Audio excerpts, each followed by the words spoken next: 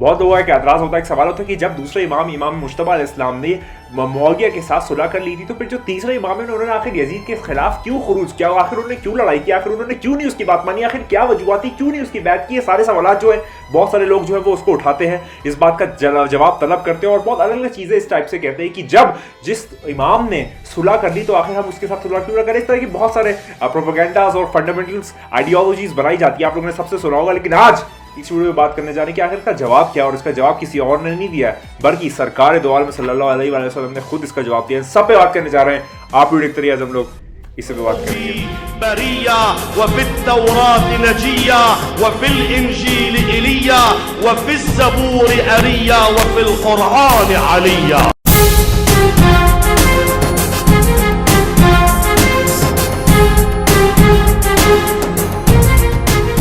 बात का आगाज करते हैं तो जैसे ये एतराज़ जो है ये बड़ा फेमस है और इसके चक्कर में बहुत लोग जो है ये एतराज़ ला ला के इस पे ही कहते हैं कि जब दूसरे इमाम ने कर लिया था तो तीसरे इमाम ने आखिर क्यों नहीं ये किया। तो इस पूरी फंडामेंटल पे हम लोग बात करने जा रहे हैं, यार ये आइडियोलॉजी की हकीकत कैसी, क्या हक़ाइक़ है। तो चलिए बात का आगाज़ करते हैं। रिवायतों में कुछ ऐसे जुमले आए जो आपको एकदम आपके जहन में, आप शायद आप कभी इस पर गुजरे ना हो और आपके जहन में बहुत ज़्यादा खलफशार जो मच रहे हैं उसको ठंडा करने के लिए ये जुमले और ये रवायत जो है वो काफ़ी है। चलिए बात का आगाज़ करते हैं और ये जो किताब है वो मैं आपको बता दूँ कि ताक़िबुल मनाक़िब किताब का नाम है, जिसके अंदर ये पूरी रिवायत जो है वो आई हुई है। अब बात का आगाज करते तो जब बादशाह इमाम हुसैन इस्लाम इराक की जानिब रवाना हो रहे थे, मतलब कि करबला की जानिब रवाना हो रहे थे, तो वहां पर एक बहुत अजीम तर सहाबी हैं जाबिर इब्न अब्दुल्ला अंसारी, बहुत अजीम तर सहाबी, आप लोगों ने इनका नाम बहुत बार सुना होगा। तो वो मौला के पास गए और मौला से उन्होंने कहा कि आप सरकार दो आलम सल्लल्लाहु अलैहि वसल्लम के नवासे हैं और ये मेरी आपको एडवाइस है कि आप जो है वो अपने भाई की तरह सुलहनामा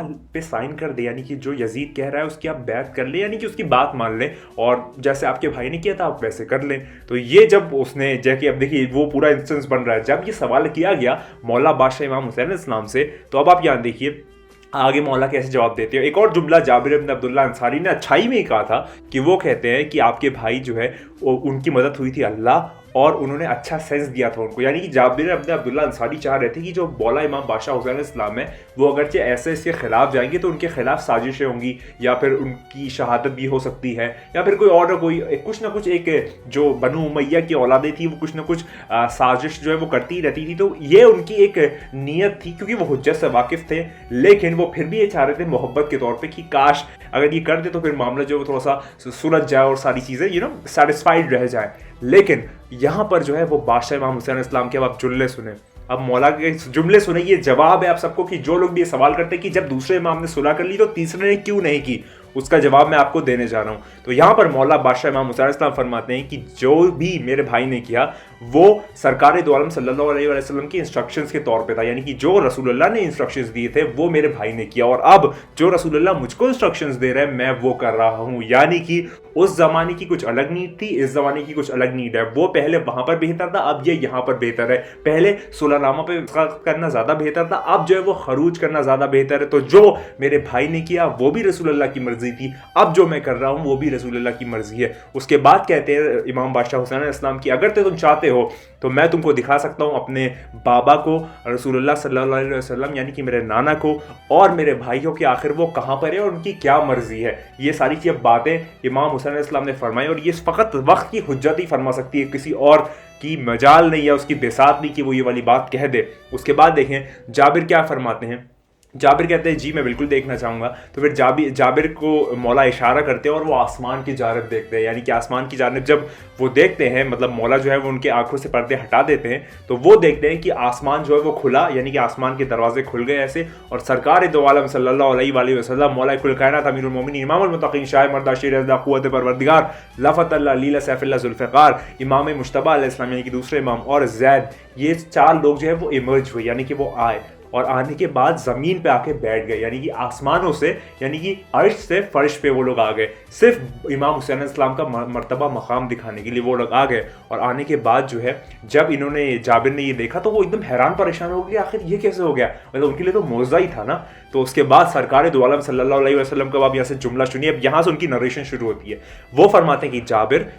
हुसैन के इशू से पहले, यानी कि जो अभी मौजूदा करंट सिनारियो या सिचुएशन है, इससे पहले मैंने हसन को कहा था कि तुम जो है वो सारे बिलीवर्स को या फिर जो अपने सारे कमांडमेंट्स हैं उस पर ट्रीटी नामे पे साइन कर दो, मैंने ही कहा था। और अब जो है मैं ही कह रहा हूं कि जो ये इमाम इस वक्त का है वो सारे ऑब्जेक्शन जो है वो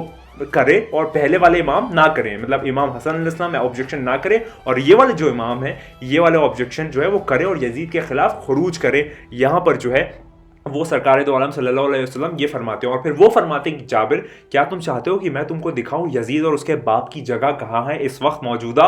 अब आप देखिए कि मतलब सरकार दो आलम सल्लल्लाहु अलैहि वसल्लम कितनी बड़ी बात कह रहे हैं। वो कहते हैं कि क्या जाबिर, क्या मैं तुमको दिखाऊं यजीद और उसके बाप की क्या जगह है इस वक्त मौजूदा, यानी कि क्या जगह हो गया है। तो उसके बाद कहते हैं जी रसूलुल्लाह सल्लल्लाहु अलैहि वसल्लम मैं बिल्कुल देखना चाहता हूँ। तो उसके बाद रसूलुल्लाह सल्लल्लाहु अलैहि वसल्लम वो जो कि अहमद है, वो जिसका नूर अहमद है, वो जो सबसे पहली, मतलब मैं खलकत तो नहीं कहना चाहूँगा लेकिन सबसे पहला नूर का डिटैचमेंट है नूर खुदा से, जो कि फिर एक अहमद का नूर बना और उसमें से फिर 14 टुकड़े हुए, वो यहाँ पर सरकार दो आलम सल्लल्लाहु अलैहि वसल्लम जो है वो ज़मीन की जो गर्भ है उस पर लात मारते हैं, उस पर किक करते हैं और जैसे ही वो किक करते हैं कि ज़मीन जो है वो फट जाती है और फटने के बाद एक ओशन विजिबल हो जाता है। ओशन यानी कि दरिया, बहुत बड़ा समंदर जो है वो विजिबल हो जाता है और उसके बाद वो जब वो मारते हैं तो वो विजिबल होता है, उसके बाद वो भी फट जाता है, फिर एक ज़मीन आती है, फिर वो फट जाती है, फिर ओशन आता है, फिर फट जाता है। ऐसे 7 तह जो है इस दुनिया की वो फटती चली जाती है और आखिर में कुछ नहीं होता लेकिन आग। ये वाली चीज़ यहाँ पर रिवायतों में जुमले आते हैं।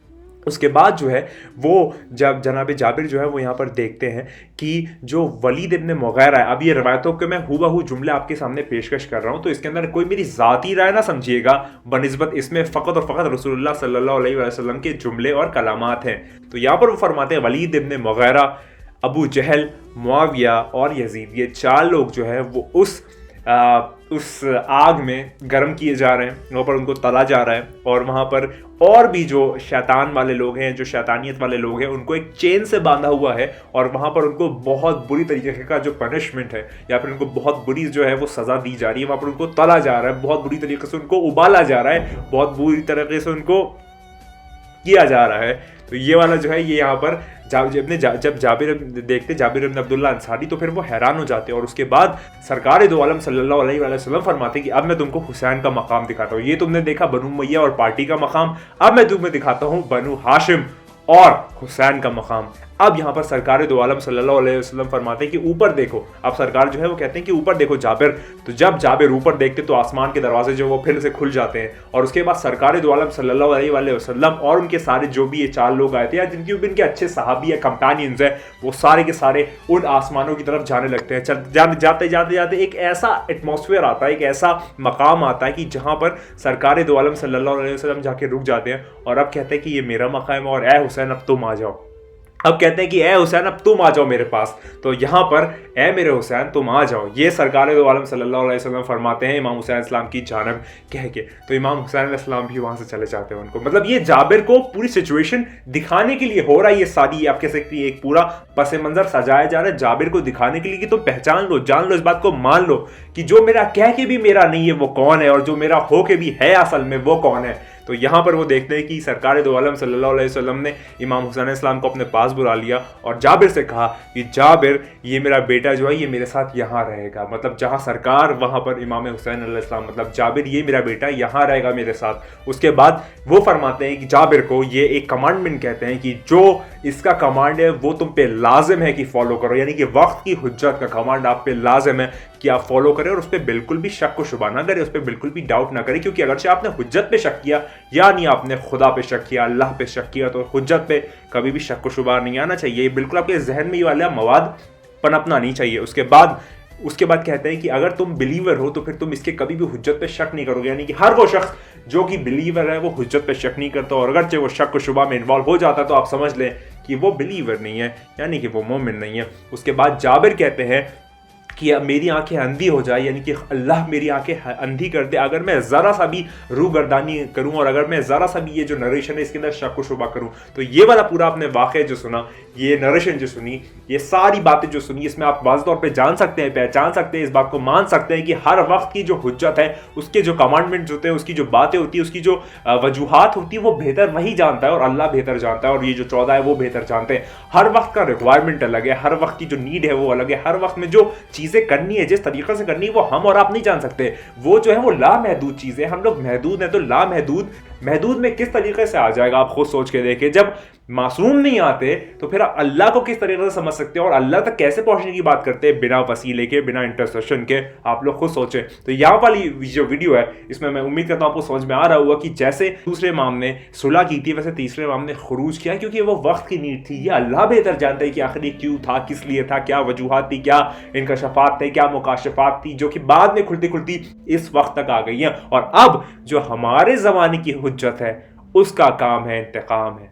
उसका काम इंतकाम है। उस जमाने की हुज्जत यानी कि जो 13 हुज्जतें गुजरी हैं इन्होंने सिर्फ और सिर्फ सैक्रिफाइस किया, इन्होंने सारी जो अपना घर बार लुटा दी, इन्होंने शहादतें दी, अपने घर घर के छोटे छोटे बच्चे जो वो लुटाए। लेकिन जो 14वीं हुज्जत है इसका जो काम है वो इंतकाम है, इसका काम इंतकाम है। तो अब याद रखिए, इस बात को मान लीजिए, पहचान लीजिए कि वो जो हुसैन का आखिरी बेटा है वो बहुत जल्द आने वाला है। वो जो मौला कुल कायनात का आखिरी फर्जंद है, चश्म चिराग है, वो बहुत जल्द आने वाला है। और उसके बाद वो दुनिया में किस तरीके का जो एक